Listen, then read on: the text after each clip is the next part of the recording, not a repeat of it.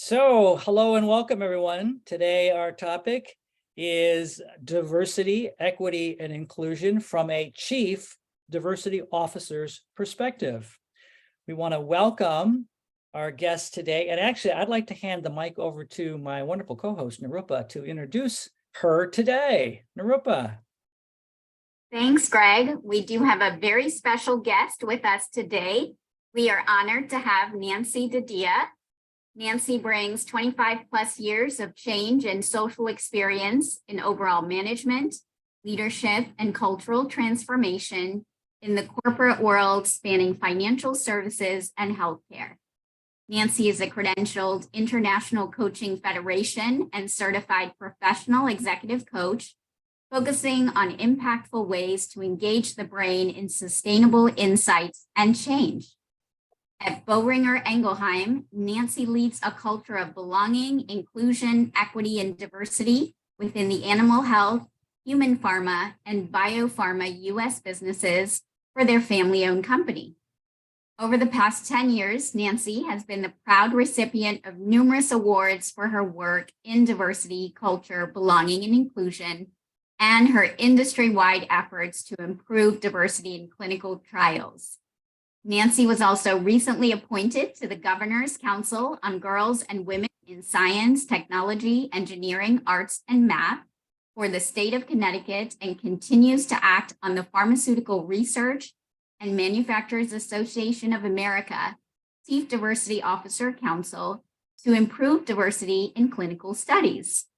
In her spare time, Nancy loves to exercise and she is a rower. She's fluent in Italian. She enjoys gardening, cooking, seeking out fine wines from around the world. Welcome, Nancy. It's a pleasure to have you here today. Thank you, Nirupa, for such a great introduction. I'm thrilled to be here today, and I look forward to what's ahead.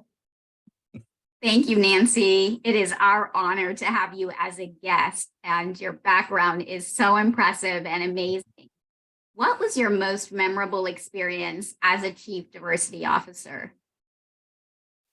Gosh, there are so many because I've been at it for so long, but maybe if I chunk it down into a couple of things I'm really proud of, and I'll start with diversity in clinical trials and the importance of that work. And that started with actually a dear colleague of ours, who's also a member of the Inclusion Allies Coalition, Deb Daggett, and I, when she was the Chief Diversity Officer at Merck. And Deb took me under her wings as a new entrant into pharmaceuticals coming out of financial services. And she and I partnered together. We actually won an award for our work in driving the change.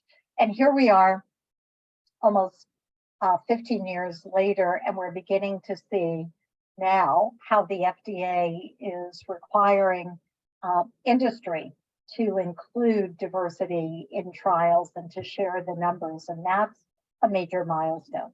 So that is one of the many things I'm proud of. The second piece that I think really stands out is how organizations really stepped up in the past 3 years around Black Lives Matter and the intersectionality of trans lives and Black Lives Matter coming together. And I think seeing that happen in our space as a practitioner was a huge step to equity, inclusion, and belonging, and of course, diversity. So when I look at that and how the world has changed and not changed, those are things that when I reflect on 25 years ago, that's different. Having more equity in vulnerable communities, helping patients that need care most. We're much better at that than we were 15 years ago. And, seeing better representation in the ranks, in leadership ranks. So where we were 15 years ago to where we are today, is significantly improved. And being part of that contribution, I'm proud of. And we are proud of all your contributions and of course, the equally amazing Deb Daggett. What's been your most challenging experience and how did you handle it as a Chief Diversity Officer? You know, that's really a great question. It's really quite personal for me, Narupa. George Floyd's death was murder, was the hardest thing for me to deal with in the corporate environment because I knew so many of my colleagues were hurting. I knew how I felt, and I couldn't really relate to the pain and fear and suffering that my colleagues were going through. So I introduced a safe space, and I got, you know, many of my insights from this coalition in terms of how to have a courageous conversation. And IAC started this many years ago, and I was able to tap into my experience with the content that you all had shared to start with these courageous conversations. And we started a series, we've done 36 in the past 3 years, of just holding space and grace. And that was a term I got from IAC. And we brought that to our company, and we ran it like a radio show, essentially, meaning a call-in show. And to hear, there are two important points I want to share about this that was so warming and heart-wrenching at the same time, is to feel and hear, and in some cases see the pain that my colleagues were feeling. And then to watch in the chat, employees reaching out to each other saying, you know, Greg, I'm here if you want to talk, I've got you. Heart emojis coming up. But I kept going forward. I kept moving forward, and I never realized the toll it was taking on my heart and my soul. And it has drained me to experience the pain and suffering, even if I'm watching it from a distance, because I'm such a caregiver. And it's not something I can fix, right? So to recognize that this is way bigger than your capabilities is the moment where you have to just keep moving forward and hold space. And that was my only way through the darkness, was to know that there was light, and that light continued to get brighter as we came together in a unified way. Thank you, Nancy. I appreciate you sharing that very personal experience and how you got through it. And we appreciate your light and, you know, great questions for you too.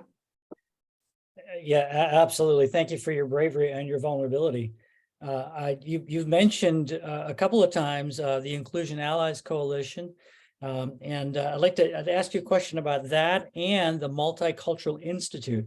So you've been involved as a board member of the International Multicultural Institute and a private member of the Inclusion Allies Coalition, or IAC, as we've been chatting here, since its inception, actually, so from the very beginning.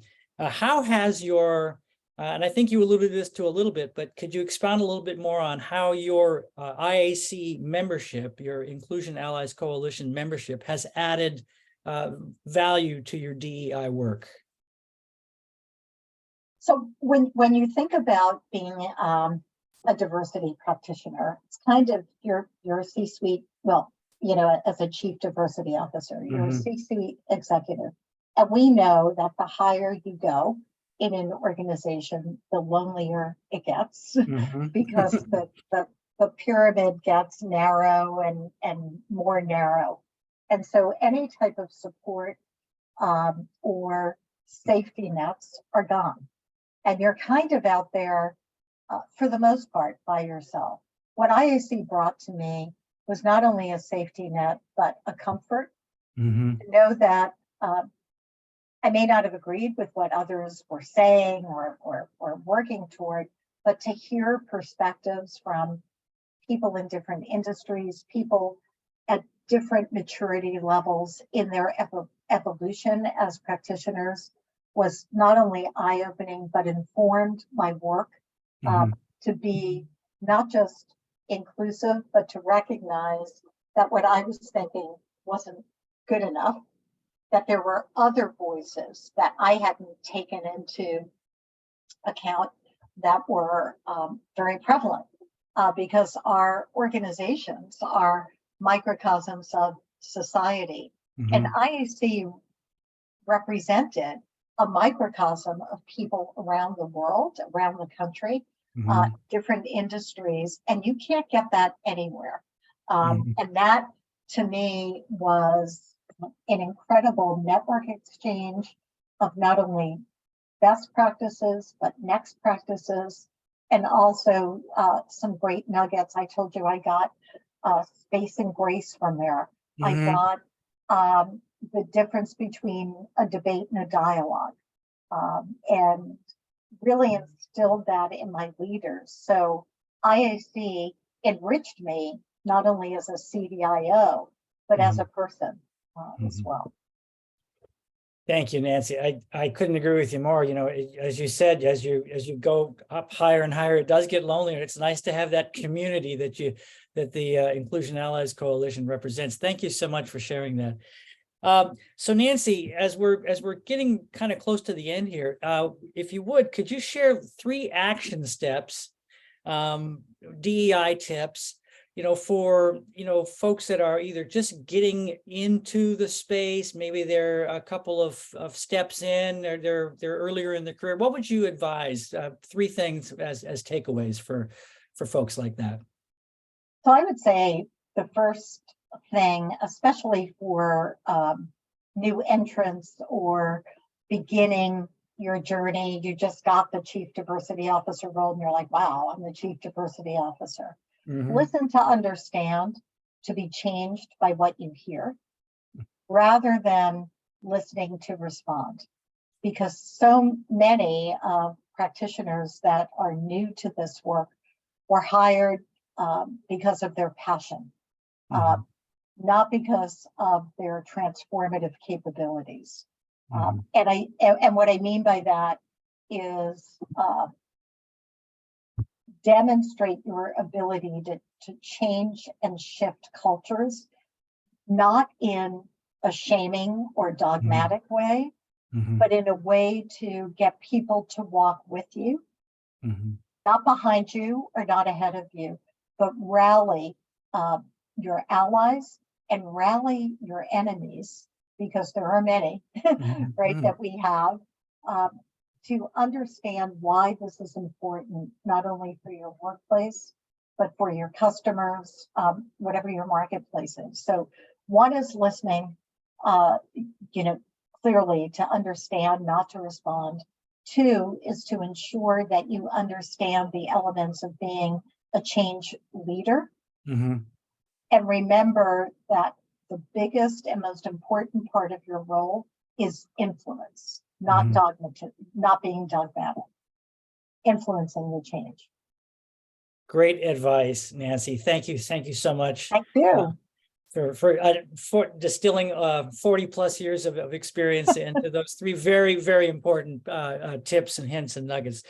We thank you so much. I'd like to hand the microphone back to Nirupa and to bring us home. And thank you again so much, Nancy. You. Thank you, Nancy. It was truly a pleasure and an honor having you on today's show. As we go to close, is there anything, final parting words for our audience, or how people can reach you if they want to learn more from your wealth of experience and knowledge? Well, for sure, please follow me on LinkedIn. I do post a lot of articles there, and in the coming weeks, as I dim my light as the Chief Diversity Officer, I will be rebranding myself as an executive coach. So I look forward to connections. And if you do reach out to me, let me know you've heard this webinar, and I'd be happy to connect. But I think the important thing that I want to leave the audience with is know that this work is not easy, and that passion isn't enough. Grit, resilience, the ability to fall off the horse and get back on is what really makes the change happen. And having a place where you can go, like IAC, to get that support, to get that guidance and that comfort, that's what matters. And don't ever feel like you're alone. Reach out to others for that support, and don't be embarrassed if you need it. I'm a 40-year, practitioner, more than that, actually. In diversity, it's about 30 years, but in the workplace, more than 40 years. And I think if I look back on what I knew then and what I know now, I would have asked for more help along the way. So now I'm like, help me out here, and don't be shy. So I wish everyone the best. And first of all, both Narupa and Greg, thank you for such thoughtful questions. I do hope that it helps our audience to feel more empowered and be more impactful in their work. Well, I know I already feel more empowered by all. Me too. Thank you again for joining us, Nancy. Greg, always a pleasure co-hosting with you. If you all like and enjoy our content today, be sure to hit the like and subscribe button. And that's our show. We'll see you all next time. Bye, everyone. Bye-bye.